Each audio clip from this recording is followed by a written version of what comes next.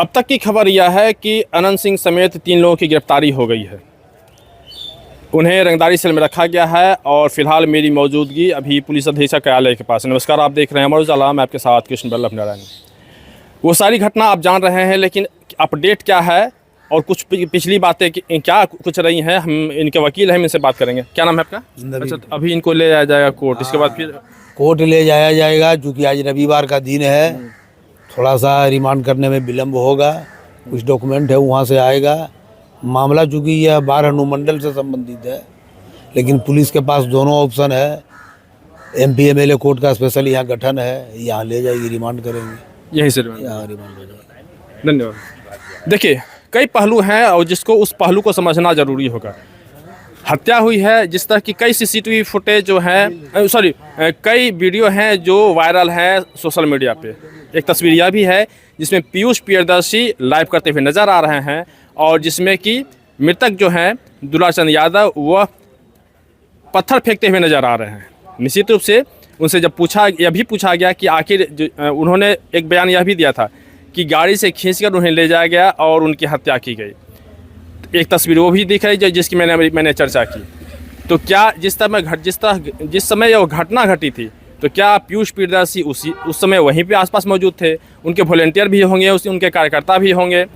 तो ये पहलू है। दूसरा पहलू यह है कि जिस तरह से पुलिस से जब पत्रकारों ने सवाल पूछा कि कह रहे हैं कि गोली लगने से मौत हुई है, हालांकि डॉक्टर ने स्पष्ट रूप से कहा कि गोली लगने से मौत नहीं हुई है, उन पे गाड़ी चढ़ाई गई है और जिससे उनकी मौत हुई है।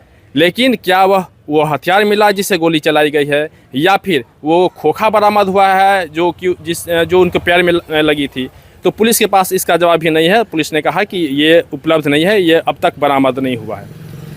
इसके अलावे कई सवाल और भी हैं कि क्या जिस तरह से FIR दर्ज किया गया, जिसमें जो मृतक हैं उसके पोता का जो बयान है और पीयूष प्रियदर्शी का जो बयान है, दोनों अलग अलग बयान क्यों हैं? पीयूष प्रियदर्शी ने पहले यह भी कहा था कि वो आदमी जो मृतक थे उनके गाड़ी में बैठे हुए थे, जबकि उसके पोता का कहना है कि वो मेरे गाड़ी में बैठे हुए थे। तो ये दोनों के बयान में अंतर क्यों है, ये भी सवाल है। दूसरा सवाल यह है कि आखिर मामला दर्ज हुआ, इनकी गिरफ्तारी हुई, तो क्या जिस तरह से लगातार पीयूष प्रियदर्शी बयान अपना बदल रहे हैं, तो क्या पुलिस उनसे भी पूछताछ करेगी? ये भी एक सवाल है कि आखिर इस गिरफ्तारी हुई है, ठीक है, ये गिरफ्तारी हो गई है, लेकिन इस पर कई पहलू हैं। जब वहाँ पे CID वहाँ पे पहुँची है, वो जांच पड़ताल उसने किया है, तो उसमें जो रोड़े मिले हैं वह रेलवे ट्रैक के रोड़े हैं। तो क्या पहले से सुनियोजित था?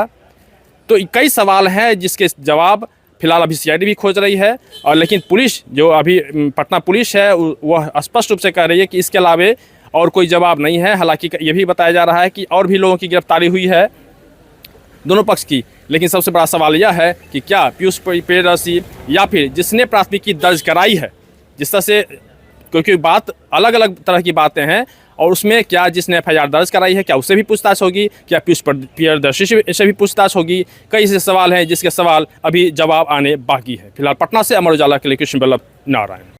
अगर आप ये वीडियो YouTube पर देख रहे हैं तो हमारे चैनल को सब्सक्राइब कर बेल आइकन दबाएं, और Facebook पर देख रहे हैं तो हमारे पेज को लाइक करें।